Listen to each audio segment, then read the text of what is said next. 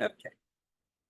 All right. So anyway, I'll give Chris the floor and, oh, the Linux, was it next month? What's the date for the Ohio Linux Fest? I think November 15th November 15th, and down 16th. Yeah. in Columbus at the, 15th is Friday, 16th is Saturday. okay, yeah, so that's coming up next month. So anyone that's going down, it's be a good one. All right, well, I know Chris has been working on some AI embedded systems, and I thought it'd be a good, another presentation to see where we're at with that. So I'll let you go ahead and take it from there. Okay, yeah, sounds good. Thanks, Rick. So this will be a conversation about embedded AI at the edge. And in particular, I'm going to focus mostly on large language models, and particularly how you would embed a large language model in a small microelectronic device. So, by the way, I still run ColdED.com, which is my consulting company. I've been doing that full time for the last 6 years, keeping us really busy. There's a few of us working together, and we're trying to get some more AI, embedded AI jobs. There's a lot of opportunities out there. We're working on it right now. Actually, there's 3, and I see a whole lot more potential for implementation of AI at the edge moving forward. For the AI work, I created a new LLC called Synth Technologies. So it's kind of new. So I hope to be able to develop that. So, okay, so what is LLM? So LLM stands for Large Language Model. And I know we just had a conversation, 2 or 3 months ago, where somebody showed us some pretty cool tools of running a LLM locally on a computer. So I'm not going to dwell on that too much. But in terms of its definition, it's a generative machine learning model that can actually comprehend English text and understand the text that is spoken or fed to it. And then it can also generate, likewise, a sensible response. So from the nuts and bolts, how do they work? On the training side, you basically go through and split up sentences into tokens. And the tokens may be words, they may be letters, they may be pairs of letters. And there's a lot of different ways to do it. That's just up to the implementer to figure out how they want to do it. And you'll actually see, I do have a demo that we'll get to at the end that shows you what it looks like to run an LLM on a microcontroller. And you can actually watch it as it generates the text, and we'll get to see what the token size is and what the token rate is and everything. But then, so you have these tokens that are being pulled into the training system. And from there, you create something called an embedding. And embedding is really where all the magic happens, because what an embedding is an association between a word and a vector of numbers.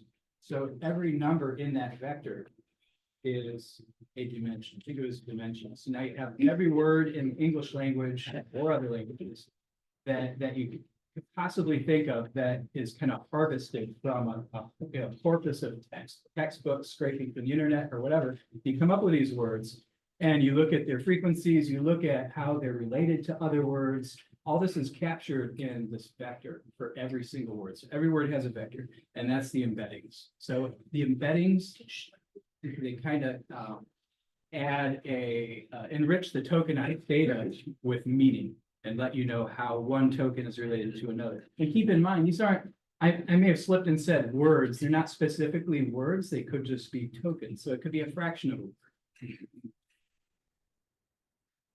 There's a really neat concept that I like you to walk away from in understanding what embedding is. And they're mathematical representations of these words or symbols. So for example, you could take the embedding for king and subtract the embedding for man, and then take that difference and then apply it to the embedding for woman. And the probabilistic result up near the top will probably be the word queen. So that's kind of how the LLM associates words or ideas with other words and other ideas. It's through this multidimensional space, and it takes a lot of text to train a model to build that space. And one of the key pieces of technology that's at the heart of the model is a transformer architecture. You've probably been hearing a lot about it. The transformer architecture was, it was outlined in a paper back in 2017 by 8 scientists at Google. And it was at the Neural Information Processing Symposium or Systems Symposium.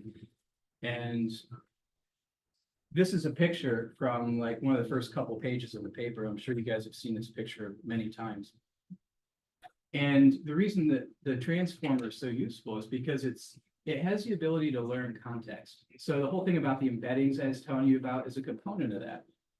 And it uses a technique, a mathematical technique called self-attention. And what self-attention is when you feed an array of tokens, or I should say embeddings, into the neural network, one of the things that it does is it'll look at it token by token, and it will also look at the other tokens that it's spatially associated with in a given context window.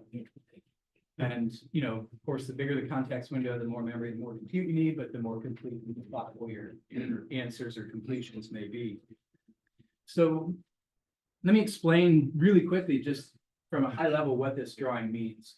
On the left side, there's your encoder, and on the right side, there's a decoder. Well, what is this encoding or decoding? So you're feeding these inputs, and here are the embeddings I was talking about. And there's actually, this is showing you one layer. There's actually 6 of these layers that are comprised of the attention layer and then a feed forward neural net. It does that 6 times. The architecture of those 6 networks is identical, but their weights are all different. And what this generates is it will actually generate an output that is the it's the thought or idea behind the symbols that were fed into it. Is the best way I could explain it. It's the relationship. So that's then sent into the decoder. So here we're encoding literally the embeddings that were sent into it, and it's transforming it into this other space that's enriched with meaning and relationships to other thoughts and other words and other symbols. You feed it into a decoder. Now the decoder takes this and then it reaches into the model and say, okay, what were they probably talking about? But it also brings in from down here the prior token that it generated. So there's a time sequence to this. So every time step, it's looking at the next token it's going to generate. So it'll take the encoded input as well as the token from the last time step and combines these, puts them through a series of attention feed forward networks and produces the next token. It just does that iteratively. So I guess the best way to describe this next time you see it, just remember this is your encoder, that's your decoder. Kind of like if an easier way to think about this is if you understand how a neural network works. Just a simple, fully connected feed-forward network where you have a bunch of inputs, and then typically you have like an output or a couple outputs that tell you it's a cat or a dog or X, Y values or whatever.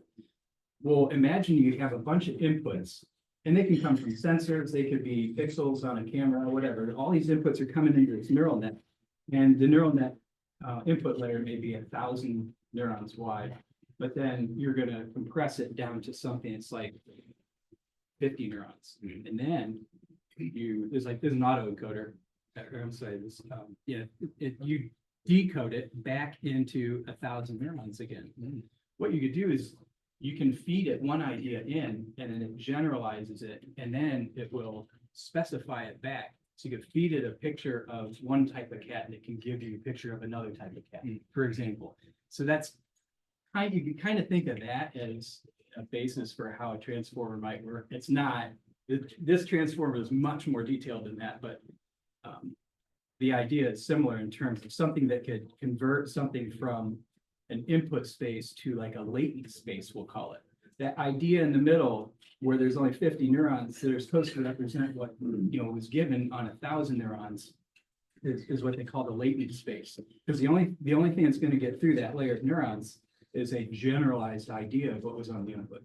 And then it can rebuild and respecify based on that idea and give you something interesting on the output. What does it give you? It's up to how you trained it. Okay, so talking about training, with respect to the LLMs that are publicly available to you, that you can log in and work with, like GPT, they were trained on tens of terabytes of data. And one of the things that's critical is you can't just scrape the internet and train it and expect to have good results. You're going to have kind of marginal results, and it's going to also take a whole lot of compute. Even if you filter, I have some interesting numbers to share with you in a couple slides, but you want to be able to, as best you can, filter and curate your data sets that you use to train your model, because it will improve the training efficiency a lot. And then also, once you have a model that's trained, you can further train it for a very specific task. And this overtraining is called fine tuning. So here's some popular LLMs. OpenAI, so I use this every single day. Their ChatGPT as well as their API. And I didn't find out till very late in the game that there's two different services. Like I paid the $20 a month to OpenAI and I would play around with ChatGPT, but I couldn't figure out why my API service didn't work. And finally one day I realized that OpenAI API service is entirely different. You have to pay differently for that. So keep that in mind. Anthropic Claude, I haven't used this myself, but it's very, very popular, as is Google Gemini, and of course XAI Grok. There's others. You don't have access to these models, by the way. These models are much too big. You wouldn't have anywhere to store them, much less inference off them. But through the interface that they provide for you, you're able to use them. So what are the training costs of some of these models? They're so huge. They take very big amounts of space and data centers just to hold the model, let alone execute it. ChatGPT 3, they say it costs about $4.6 million to train, and they use 45 terabytes of compressed text. I think uncompressed, it was about 500 terabytes. And then I think I read somewhere that once they filtered it, it was like a 1,000th of that. That's just something I read, but this number is pretty accurate. The 45, it's like 43 to 45 terabytes of compressed text. So they used 1,000 A100 GPUs. Of course, it's a closed company. They're not going to spill their secret sauce to everybody and tell everybody exactly what went into the training of it. And to my knowledge, they didn't tell anybody how long it took to do the training. But people were surmising that ChatGPT took about 34 days to train. You could give them that horsepower. So ChatGPT 4, under a little bit more wraps, but I've read that it cost $63 million for them to train it. Sam Altman, the CEO, has expressed that it costs more like $100 million to train that model. So I'm not sure. He may be including more the periphery employee costs and other costs, but all the costs that went in specifically to train it, that's $63 million. Sounds like a lot of money. And for that reason, that's why you don't see new versions coming up like every month. It's a pretty tremendous expenditure. The estimation, it took about 90 to 100 days to train it. Again, that's something they're going to hold close to their chest. They're not going to tell anybody these details. But it's interesting for us to kind of gain an understanding of the orders of magnitude in terms of this cost and time. So I want to talk about local LLMs. And again, we talked about this a couple months ago at ALEB. And because the LLMs can be really large, so large that you can't even pull them out of the data center, but they do make some that you can download. And these smaller LLMs you could run on your desktop, your laptop, and even some edge devices. The model sizes for Meta's Llama, and they call this an open source. What it really is open weights. It's an open weight model. They're not going to give you the source, right? The source would mean they're going to give you the corpus of data they use to train, so you can make your own. You're never going to do that. So it's not open source, but it's open weight. You download it. It's free to download. You download. There's a ton of different versions of the Llama model. The Llama 3.1 is already outdated. They released Llama 3.2 last week, which is actually multimodal, as I understand it, which means it could do images and as well as text. Audio is coming. Multimodal models is definitely the future. But again, I'm just talking about text generation here. So Llama 3.1 I use this using Olama on my laptop and my computer at home. And at least under Arch Linux, there's already a software package where you can just tell it, Pacman install Olama, and then you run it and tell it which model you want to run. It just works. So I use that a lot. Their smallest model, 8 billion parameters, is 4.7 gigabytes on my hard drive. And then there's a 70 billion and 405 billion model. Just for fun, I downloaded both of them. And the 70 billion model runs on my computer, but it's much slower. Whereas the 8 billion model is like, it's fast. It's super fast. I do have a 4090 on my machine, but I'm not sure what the difference in performance would be if I didn't have that GPU. But one thing to note is you'll see 8B, 70B, 405B, some number and then a B says how many billion parameters. And what a parameter is in terms of a model is just really how many numerical parameters are built into that model. So think of it as the number of neurons. So it kind of gives you a conceptual understanding of the size of the model. So there's a thing called a small language model, which I think what I just talked about would classify. The line kind of blurs, right? Because you have these large language models that you can never fit on your computer, but then you have the ones in that last slide that, you can download them and you can use them. And I think I'm correct in saying those are small language models. I could be wrong, but in the next slide or two, I will show you something that's absolutely a small language model, the tiny language model. But anyhow, on these small language models, these are models that you could download. They're open weights, and you can use them to various degrees in your, in the privacy of your own machine. So Metalama, which I've used a lot, Google, Alibaba, Apple, Mistral, Microsoft, they all have them, and they're all available, and they're all usable. On the embedded side, they're still too big for a microcontroller, though, right? Because even the smallest Llama 3.1 model is like 4.7 gigabytes. That's not going to fit on my microcontroller that has like a mega flash, and this one here has a 32 megabyte DRAM. But the models that I've done in embedded devices, I've made several models that are on the order of 200 kilobytes, and depending on what you're trying to model, that it could be abundantly sufficient. On this platform here that I'm about to show you, it's still a microcontroller, but it has an off-board memory chip that's a 32 megabyte DRAM, SDRAM. So you can build a model that fills, the entirety of that chip.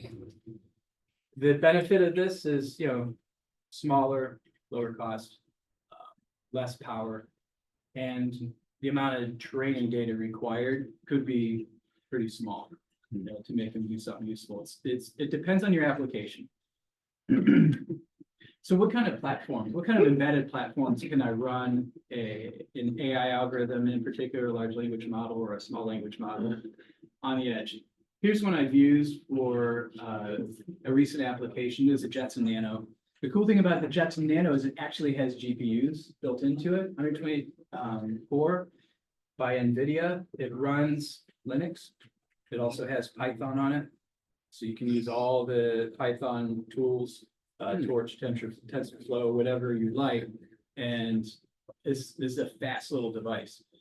I downloaded a model from Salesforce about a year ago, and it's called a blip model. I forget what blip stands for, bootstrap something or other. It's a pre-trained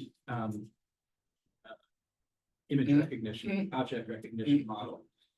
And I ran it in this device. This device runs sufficiently fast at full tilt. It draws 5 watts, and it can in real time describe to you everything it sees. Wow. So if you're interested in doing that, get the blip model from Salesforce. It's open, open weight. You download it, you can run it, and I've even run it on my laptop and use a webcam. You run it through the blip model, and about every second it'll print a line on a screen telling you what it sees, which is really neat. I demoed it to a customer, and they're like, pick up that box in the corner and show it to it. So I did, and it said man in blue shirt, holding a box with the Amazon logo. I'm like, that's pretty cool. They were really impressed that it picked up on that. And I held up a bottle of orange juice and say, man in blue shirt holding a bottle of orange juice. Wow, that's pretty cool. All coming from this device here.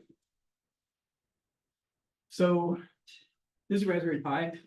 And this is my favorite form factor, the CM4. And I've got several customers that use these in products. And I actually ran that blip model on this. And it takes about 20 seconds to do an inference. But for this one customer's application, that was fine. They said I could take up to 2 minutes. Oh, So that blip model worked really well in here. But then we did switch to the NVIDIA one, and that inference in like under a second. So there's no reason that you absolutely have to have a GPU. You may have sufficient amount of compute, depends on your application, size of the model, and inferencing speed. This is a really cool platform. There's a project called OpenMV, and they provide hardware and open source software for object detection. And this is the interesting thing about this platform here is they're using the same microcontroller, same 32 megabyte DRAM that is on this board here. It's a STM32H747, 32 megs of DRAM. It's got an SD card as well, so you can load your model into it that way. It's pretty easy. I'm working now on moving that demo that I gave to them from the NVIDIA Jetson Nano, because it's kind of spendy for what they want to do. Their volumes, 5 watts is a bit much. It throws off, 5 watts of heat, which is a bit much for this application.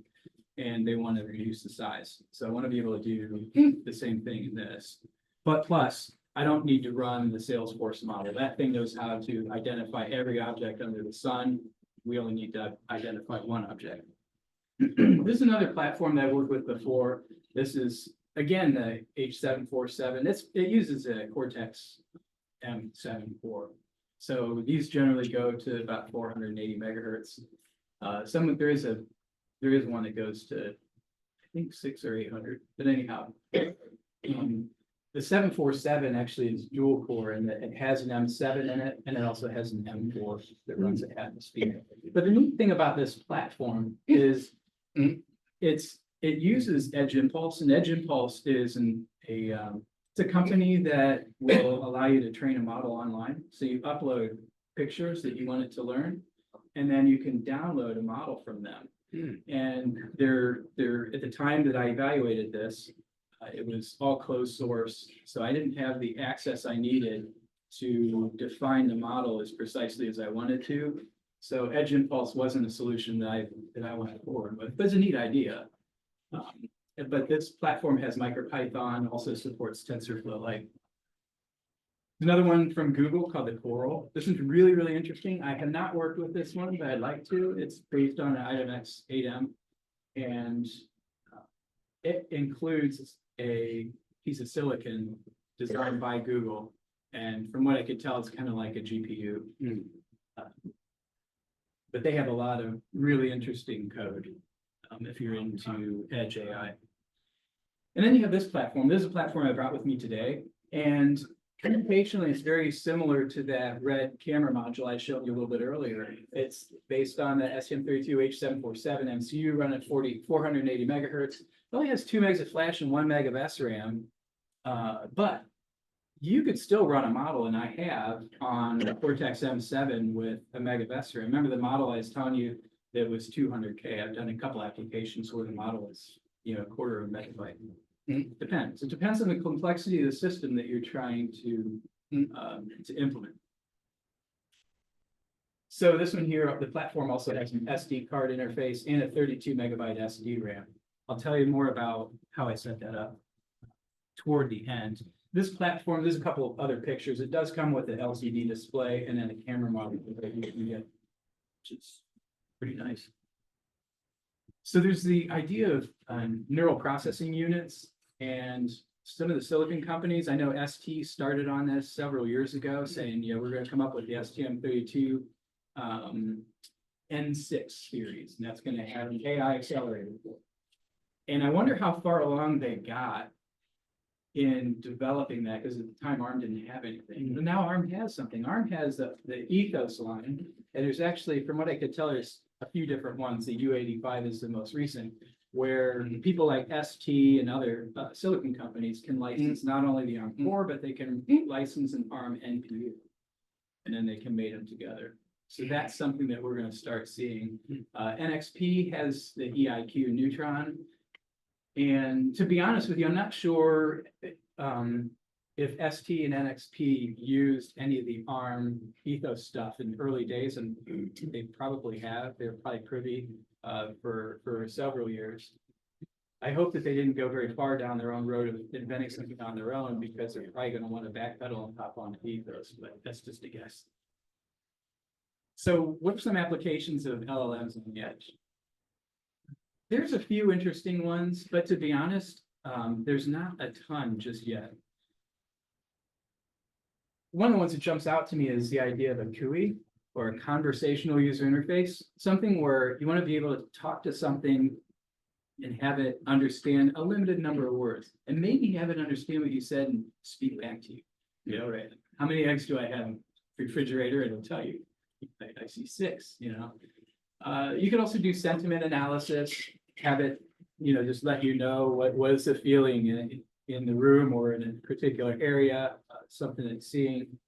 You could also chat with a small data set that you could populate into the device, or maybe the device has been collecting data, and you can use the LLM as a way to explore what it's collected so far through a chat interface. So what are limitations? So you've heard of hallucinations, and a hallucination specifically is when an AI model will come back at you with a result with 100% confidence, when in reality, the result that it gave you was complete garbage. And, you know, that's just a result of, you have a model that it was maybe a little bit bigger than the amount of training it was given to it. And you can imagine the voids and spaces that are in this model where some of the neurons aren't appropriately trained or weighted yet. And you go to try to inference them through them with a bit pattern that matches, and you now get an output that drew upon those ill-defined neurons. So that's where hallucination comes from. That's definitely a limitation with LLMs. I'll show you an example here shortly. And especially on the embedded side, when we're trying to make our models smaller, so that they fit in these, you know, smaller footprints and they run faster on microcontrollers. So we really have to watch out for, because we're trying to make the model a lot smaller as well. So hallucinations come up, and just overall quality of the model will definitely go down as the model size gets reduced. Again, it all depends upon your application. It might be good enough. And then, of course, there's training bias, and that's the case with any model, right? The output's only as good as the input. The way you train it is the way it'll think. Legal implications, there's tons, but this is something I think is interesting. It comes up a lot, and it's copyright infringement. And everybody's afraid that, you know, the model broke copyright because it copied everything, and that's what comprises its model. But, you know, well, how does an AI implementation learn? It doesn't learn by copying. It learns by looking for patterns. And, well, how do we learn? We learn the exact same way. There's really no difference. So if a model is infringing someone's copyright, well, then maybe I am too. If I read a book and then describe an idea to a friend of mine, no, I think it's fair use.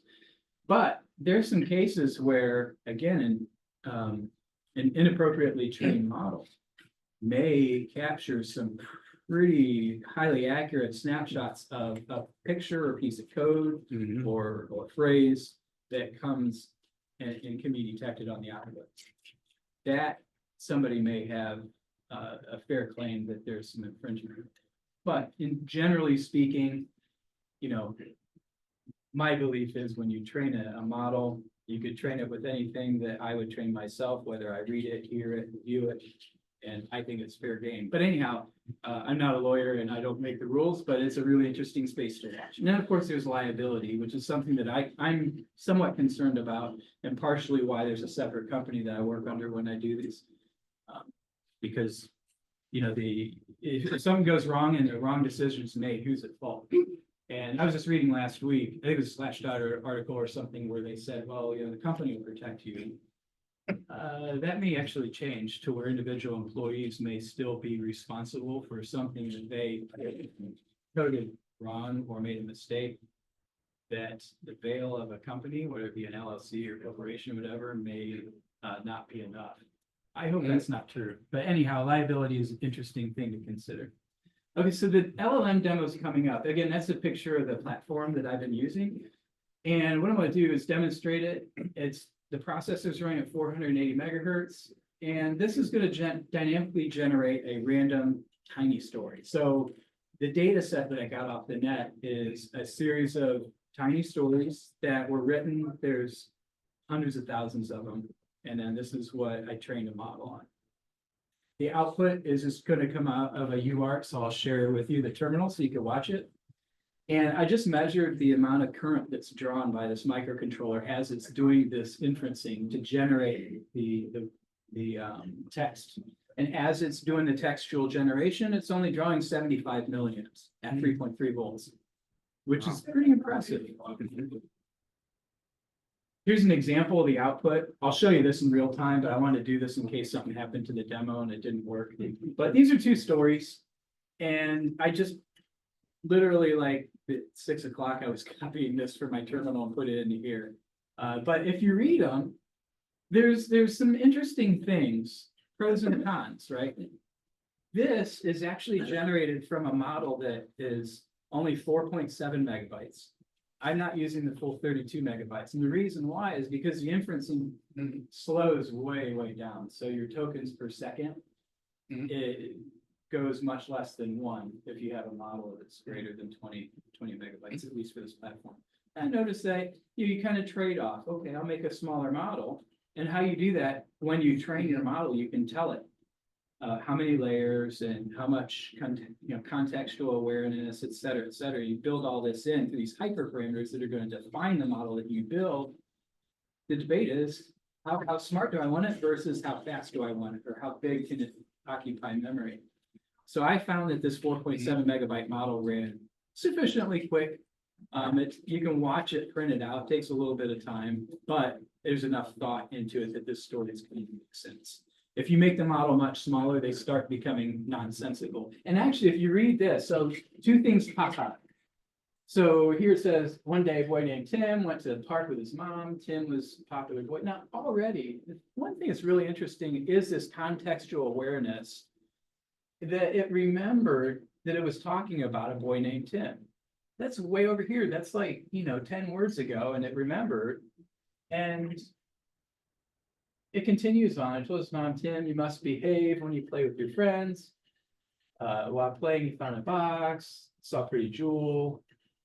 See, I'm trying to skip down to the part. There is kind of a little bit of a wrinkle to this story. Tim's friend Sue came to the park. He saw the pretty jewel and asked, where did you get this? Tim showed her the pretty jewel. She was excited and said, I found it. I am so excited. Well, she didn't find it. He found it, but maybe, I don't know. There's a little bit of a wrinkle here where maybe something doesn't make complete sense. It's kind of like having somebody who's been drinking a little bit telling you a story.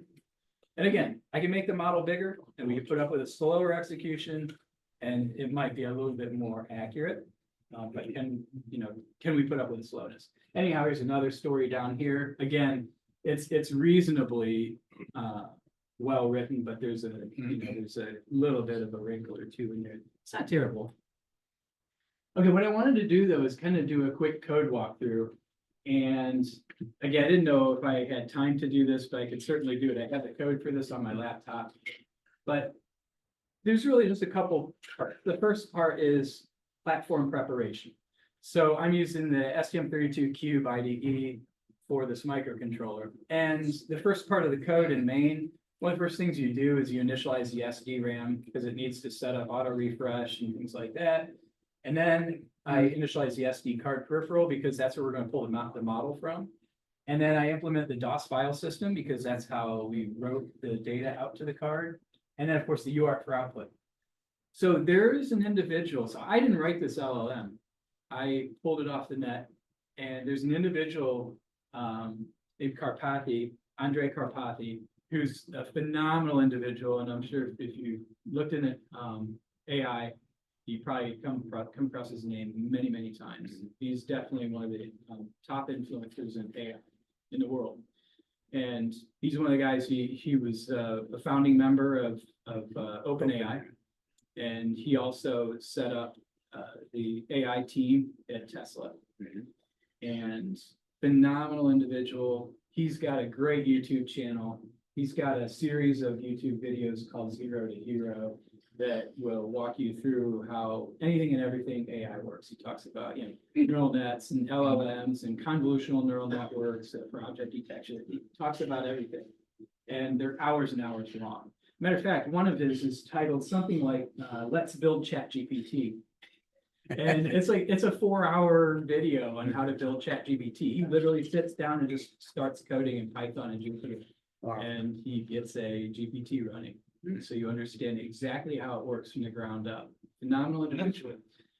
One of the other interesting things that he's done that I leverage is he took he wrote his own LLM that could be used with the Llama models.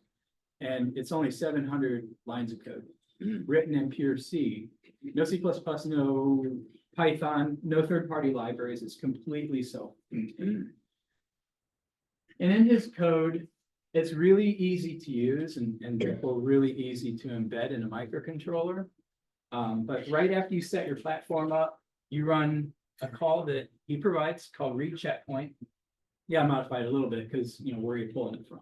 Well, he wrote this not for an embedded device. He wrote it just for a PC. He did it for the sport of if I want to write an LLM and see as few lines as I can.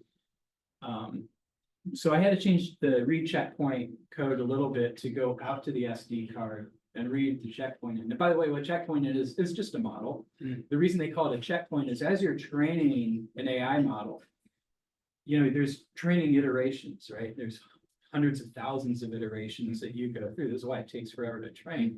You can stop at any point. At some point, you look at the output of the model and you say, what's my error? Is it good enough? Have I trained it enough? Can I stop? And oftentimes you may say, yeah, it's good enough for this application. We're going to stop. You take that, you archive it. That's a check.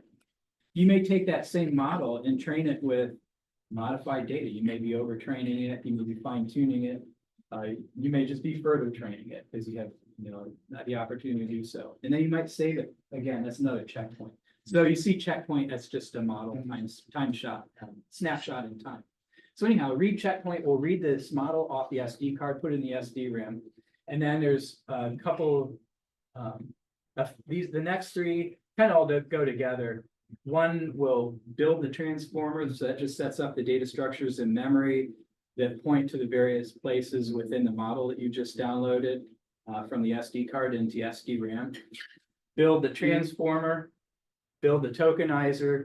And I explained what the transformer is. That's really the magic to the sauce. The tokenizer is routine that will, semi-randomly from a probabilistic distribution of symbols, it will pick the symbol to send to the output.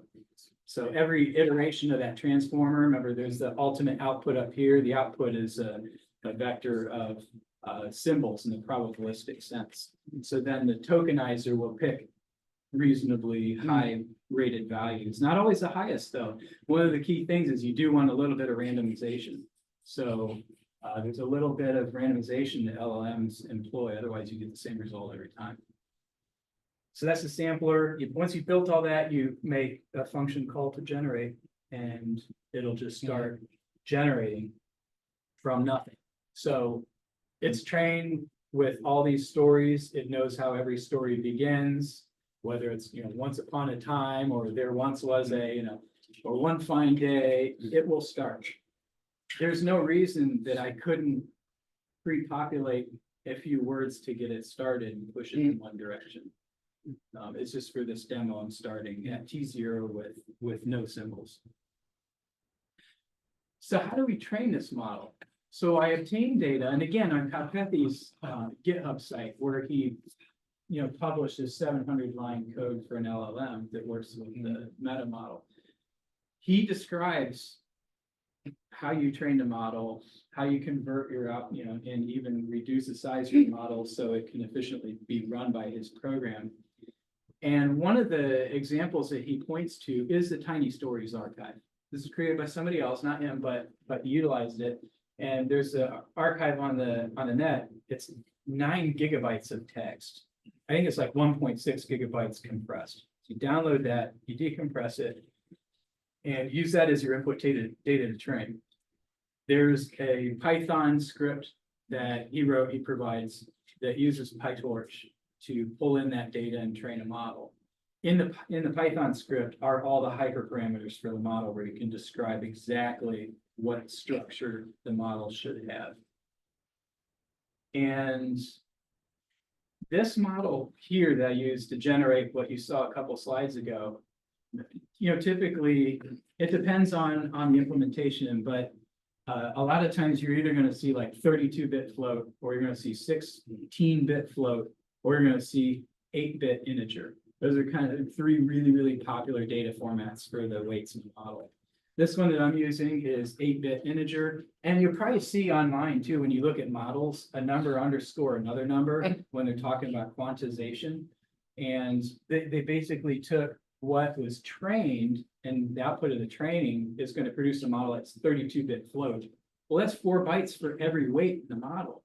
That's much too big for the embedded device. So I quantize it down to where every weight is 1 byte. It's 8 bits. And the 0 means it's centered around 0, by the way. It doesn't have to be, but that's just the format of this. So if you see 8_0, that means the every weight is 8 bits centered around 0. So that means every weight could be anything from -128 to +127.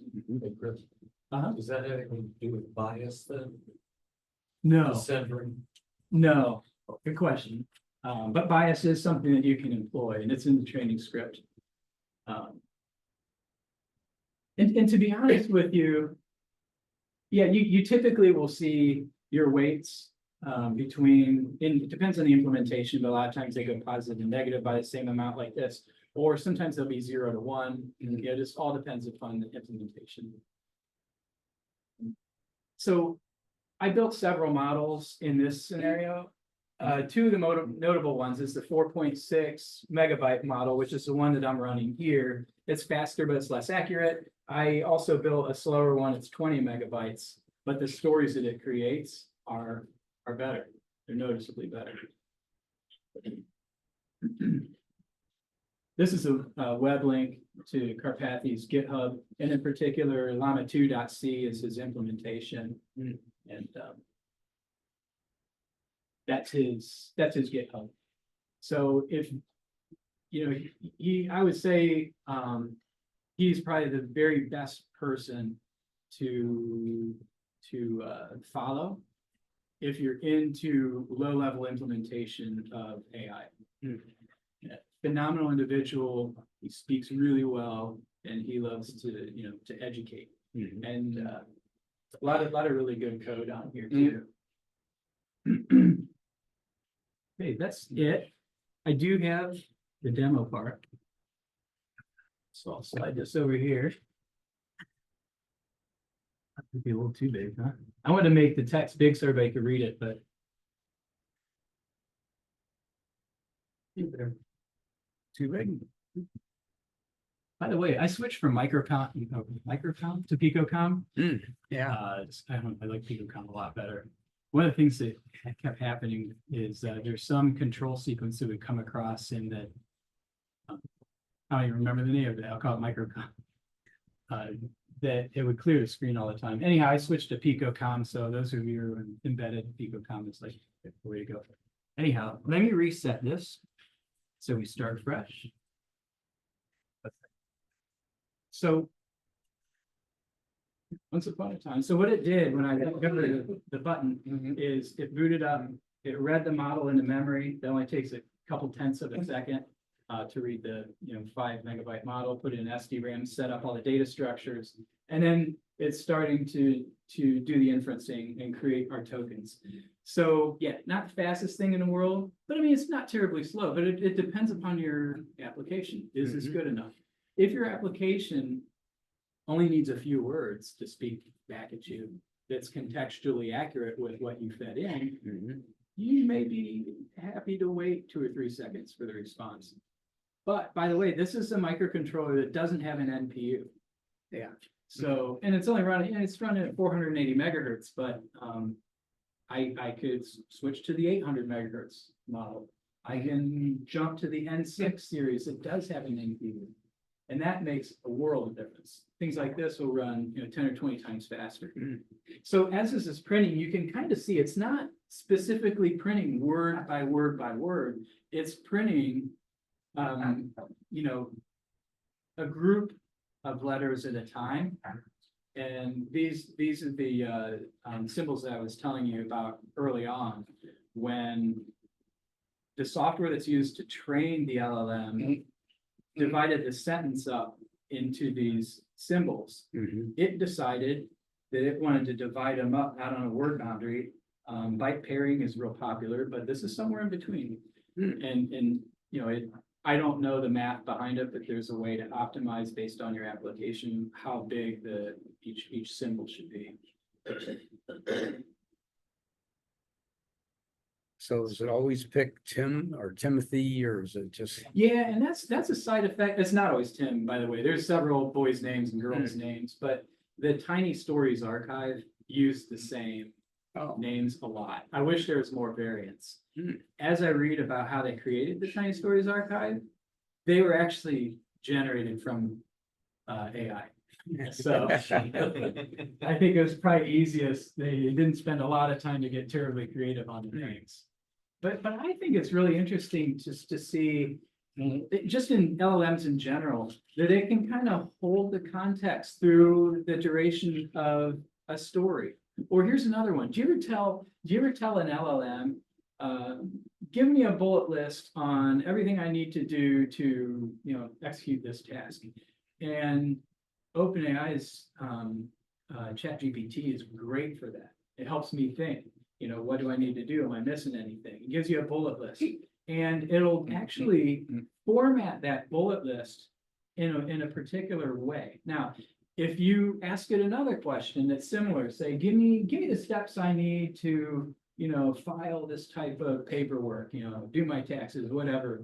It'll, again, give you a bullet list, but the style that it picks to relate that information to you might be a little different than how it answered the last question. But the cool thing is, within the context of its answer, that bullet list is very consistent. Hmm. It's amazing to me that bullet 10 reads identically to bullet 1 in terms of form and layout. But it's really cool. I think it's just a testament to the expanse and size of text with the thing that's trained on.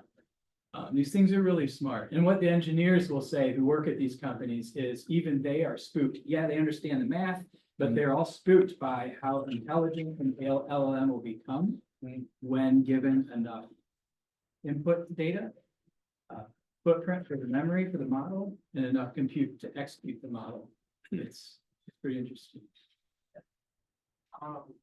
When creating a story, has it ever duplicated the same story or even else variants?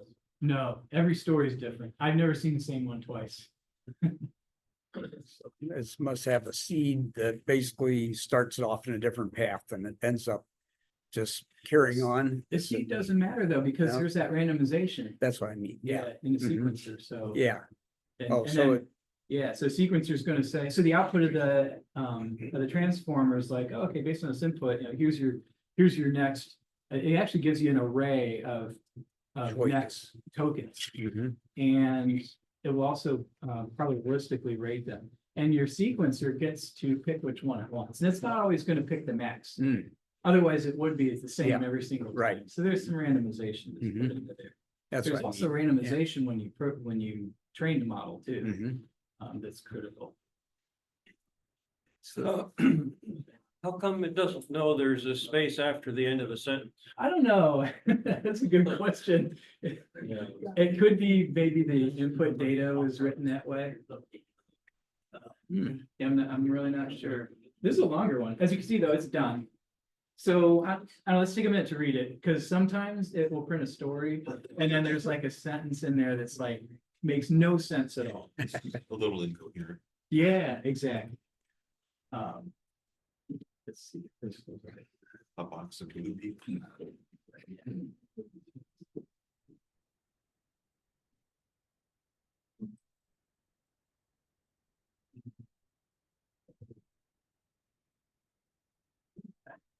Well, I was gonna be too terrible here, but the one I generated at home earlier said, had a really nice story, and then the last sentence was something like, Timmy really likes oranges. Oranges, there was no mention of orange. But again, I'm still surprised that it'll mention some idea in the first sentence, and then it will reflect on that idea in the last couple of sentences. That's pretty cool. That's a pretty good. It's telling you more around the view of Timmy. Yes, that's right. Oh, by the way, he likes oranges. Oh, by the way, Oh, yeah. Yeah. So, I guess I have a question for you guys. I mentioned some applications. Right, so you have the idea of CUI, sentiment analysis, chatting with some small, very focused, data set. Are there any other applications that you can envision where this technology can be used at the edge?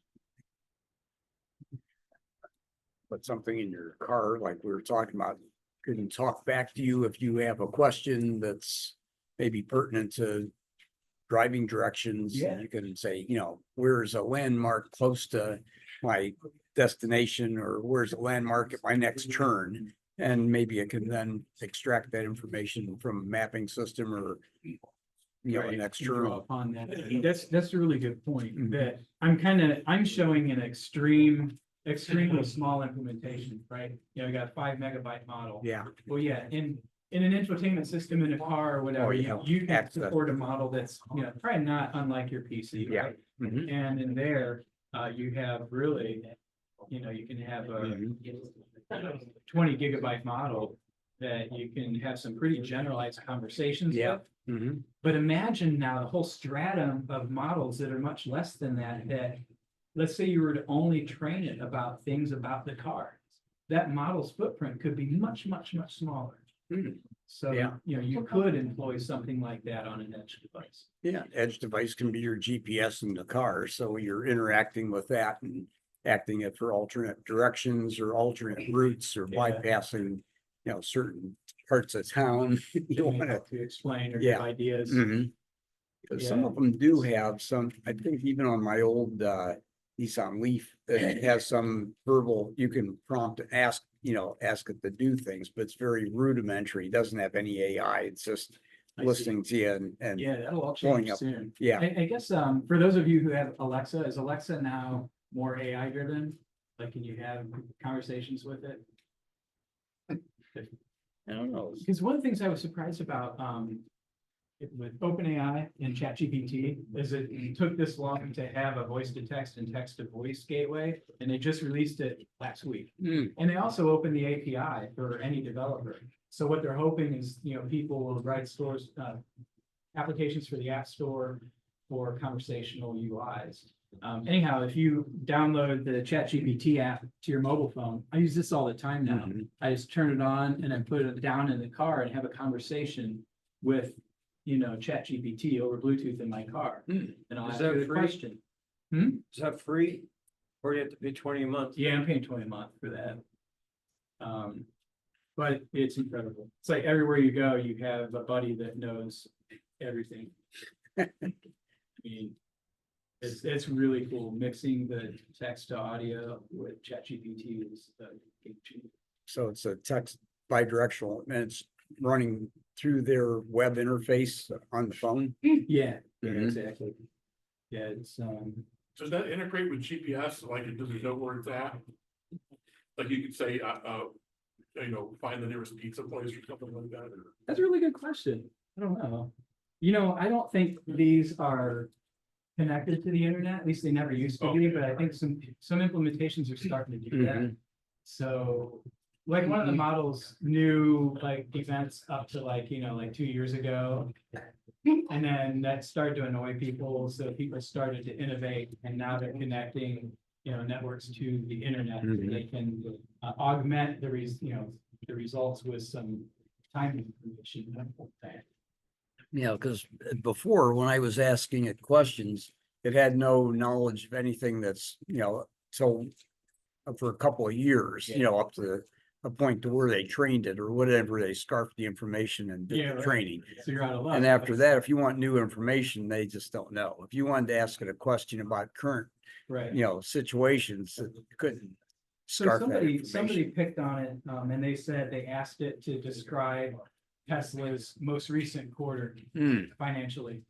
And it responded and gave a really convincing financial report and had the date of last quarter and everything. But it was found that it was entirely made up. Wow. It doesn't know when to say, I don't know. Yeah, Yeah, right. it just comes up with And something. there's holes like Yeah. that. They're patching them. So probably Yeah. now we'll say, I don't know. But Mhm. So would one implementation of it, could we be like smart appliance or something? Yeah, exactly. yeah. Hey, when I get a set, if I got 3 eggs left, Mhm. Yeah, that's perfect. What's a reasonable set point to cook 3 eggs in 2 minutes? Yeah. Bam, it'll set it up and do it. Yeah. Well, somebody That's a cool was, idea. yeah, somebody was commenting, they basically said, here's what I have in my refrigerator. What can I make for dinner with what I have in my Oh, refrigerator? super cool. Yeah, and it comes up and looks at what you have and then says, here are menu items that, things you can make. So imagine the model for that. It wouldn't need to be that big, Mhm. right? Because if you look at these models that we're talking about, they can tell you anything in the entire world. The entire intelligence of the world is Yeah. compressed into, 5 gigabytes. Yeah. Not really, but close. Yeah. And here, all it needs to know is the contents of some cookbooks. Mhm. Yeah. Your model could be really, really small. And then you couple that with a camera and we're Yeah. looking, I mean, they already have that, it knows what's Yeah. in your fridge, so you just Mhm. add that LLM. And Mhm. yeah, it could give you some ideas and they Yeah. tell you, but you're gonna need butter. Yeah, And by the way, this is old, yeah, maybe automatically make an Amazon shipment for you and have it ready. I don't know. Yeah. yeah. Tell it what you want to make for dinner and then it knows what's in your refrigerator, say you're gonna have a party in a couple days. And it says you need to buy these items. Do you want me to order them or have them delivered or, whatever? So you could have a chef, kind of in a box. Yeah, right. So that's cool. See, Yeah. Microsoft trying to, at least for enterprise, trying to keep you in their ecosystem by rolling in and integrating Copilot into all your licenses. Yeah. It's like an extra 20, per user a month. I do like their Copilot, so I use it for coding. It's I did, I asked it one night, I asked it to write me a PowerShell script, we had to rename a bunch of machines and do all this stuff on the fly, and I could not. It was like on the first shot, it's been Isn't it that, amazing? no way. It's far from replacing us, Mhm. but it sure helps. It I mean, it helps. saves me hours. Oh, yeah. Mhm. Yeah, I was listening to a YouTuber and he was a programmer and he's like, well, AI is going to not replace us, but make us a lot more efficient and, make you do things to where you don't have to do the grunt work. You can give it higher level instructions and it can do a lot of the grunt work. You still have to check it because it's not 100%, but The still. developers still. know Yeah. it's not true. But it's basically a guiding help. I mean, it's like we used to use machine code, then we used assemblers, then we use C, then we used other higher level languages. So it's just another augmentation of your programming. It's an enabler. Yeah. Yeah. Mhm. It's an Like- enabler. Like people who aren't computer scientists can now write a program. Right. Mhm. Never before could you imagine that could be possible, but Mhm. people are doing it now. Yeah, You go online on YouTube, there's videos of people who said, check out this app I made. I Mhm. never wrote a line of code in my life. Wow. Just keep directing it. And so, no, change this to, I don't like the way this is operating. I don't want this to happen. I want something else to happen and goes back, reiterates Yeah, right. and comes up with what you want. Yeah. So you're guiding it. They're not happy with the output, like somebody at the university said. I needed to write a letter apologizing to all these people. Yeah, Scott Reach there you go. Good idea. and the bank accounts. It's I the love right you. letter. And so, yeah, he said, it gave me a basis that I had to tweak it. a little You bit. still need to Because put I the needed you something in the on letter. fly. Yeah. Right. It'll give you a good skeleton and things you didn't think. And I've had it do things where I needed to prepare a speech and I've had it prepare several. Yeah. But at the end, you still have to pepper it with you, right? Mhm. And things you would say and how you talk. Doesn't do anything stupid. Exactly. Mhm. Don't do it blindly. Well, my nephew uses it all the time at work and he's like a COO of a company. He says, well, we're gonna buy out, we're gonna buy this company or do a business deal with this company. What are the questions I need to ask them for, to be able to do this merger, be able to set this contract up? And it generated a whole list of things. I never thought to ask about that or this, and it prompted them I was to a talking to lot our of neighbor things. that she works in M&A Mhm. and she says she uses ChatGPT Yeah. as well. Yeah, because it's a good, it double checks. It's Yeah. like, hey, I forgot all about asking Yeah. about these questions, and an AI system, basically spit out a whole list of things he needed to check on and ask questions about. And he said it was a great enabler, to go It's into great for meeting. distilling lists. Mhm. There's always something you forgot. Yeah. We thought of a practical application. You get one from generative AI to look at a candy bowl. And another generative AI to tell the kids they can't take more than two. If they take more than two. I don't know if it can work. Smack their hand. Yeah. that- Yeah, that would yeah. Definitely work. Well, the One would robot. just say They took three, and then the other would be like a skeleton. That would like raise its hand if it took 3 or something. 12-foot one, man. Yeah, one of the huge skeletons that bring it. That's cool. You took too many, didn't you?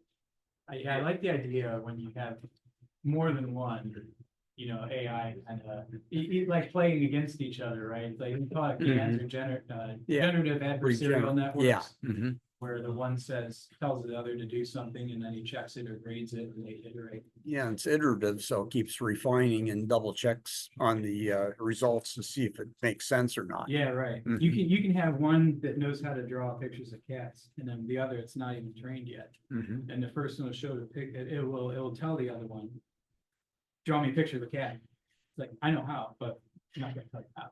You figure it out. So it does, it'll generate a picture, it's all random pixels. And then first guy's like, nope. I give you a 0 rating on that one. So he keeps doing it. The other guy keeps trying and eventually draws something that might look Closer. like legs. He's like, okay, I give you a 2 out of 100. So he's on the right track. So he's gonna do more of the same kind of thing. Isn't that form of neural network learning? Yeah, absolutely. Yeah. Mhm. So I would call it supervised training, but I don't know if that's really correct in that, but it's being supervised by its adversary who's creating its output. And eventually, it's gonna draw a picture of a cat that the first network's gonna be like, wow, yeah, that is 100%. They give you 100. Mhm. Draw me another one. And the next time may not be so good, but when you can do cat after cat after Yeah, cat after eventually cat, get it's better. 100, yeah. But it depends on the criteria, right? It can describe something that maybe it doesn't know exactly what it should look like, but it knows key attributes. And it's gonna judge it based on those. Yeah. It's really cool. I like that idea of the game. Yeah.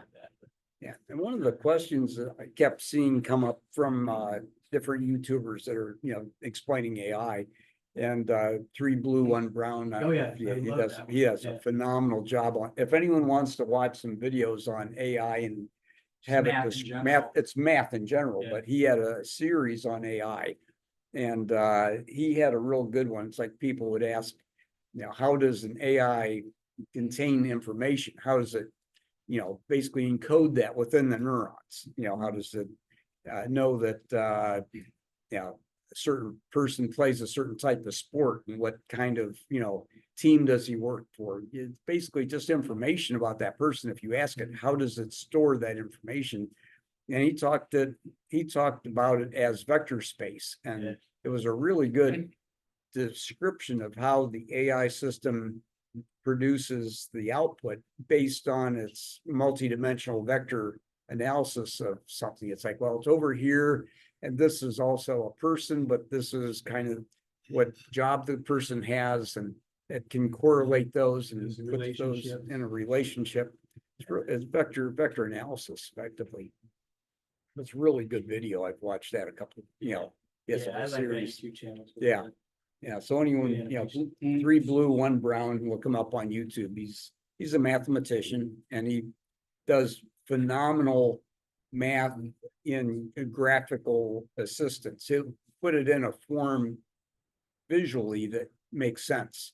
And a lot of times, you know, you do stuff in, like when we take math classes in college, you Hard to know, grasp the it's concept. hard to get the concept in your head. And he does things in the graphical form, you know, with animations, and it really makes a lot more sense. And it's really intuitive.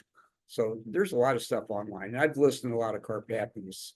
Mhm. He talks so damn fast though. It's Yeah, he like, does. oh, it's a couple of the other AI guys I've listened to, they all talk 100 miles an hour because their brains are working so fast. They're just like, Mhm. it's hard to, you have to really listen very carefully because words come out about 3 times faster than anybody else talks. So it's, Fortunately, you could repeat it yeah, 3 times. yeah, right.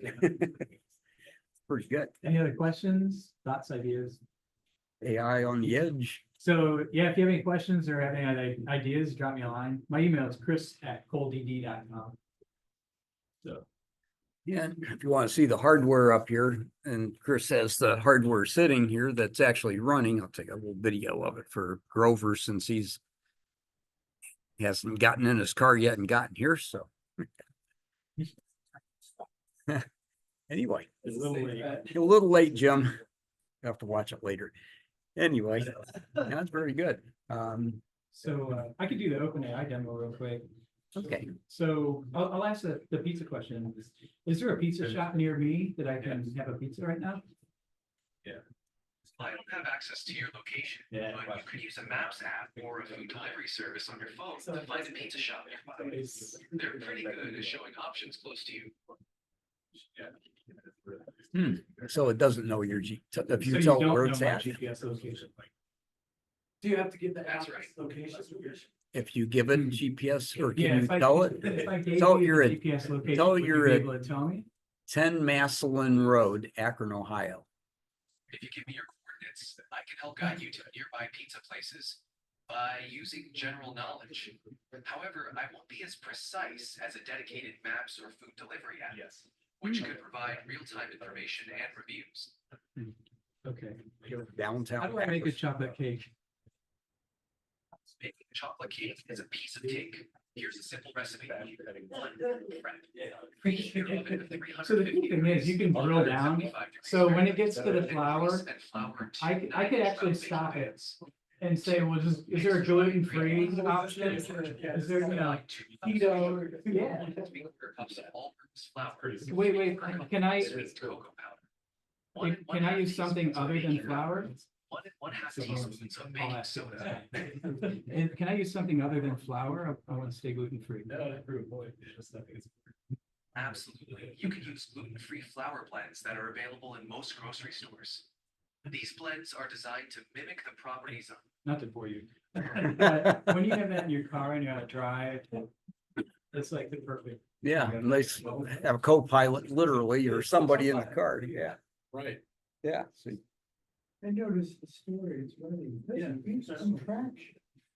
Oh, no? Is it just missing the contraction mark? it doesn't do contractions. Not a couple of them. Oh, okay, yeah, interesting. Could not instead of couldn't. Sure, that's interesting observation. I'm not Okay. sure if that's a limitation in training data. Maybe they did that there, or if it's a limitation as to the size. That's exactly what I was gonna say.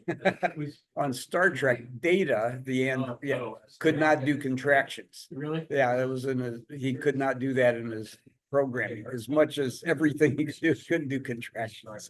It was just a unique characteristic they gave to that character and his voice, yeah, and what he would say, what he would, you know, whenever you hear him talking, you'd always tell it was him because of the, you know, nuances of his voice and the way that he would say things. So it's kind of, Yeah, it could be because the size of the embedding space, due to, you know, we don't want it to be too big. Imagine if you supported contractions, all the contractions there are. Yeah, oh, maybe yeah. That creates a larger space, a bigger model. I don't know, I'm not really sure. Well, it's one of them. Yeah. All right, that's it. That's all for me. Thank you, All right. guys. thanks, guys.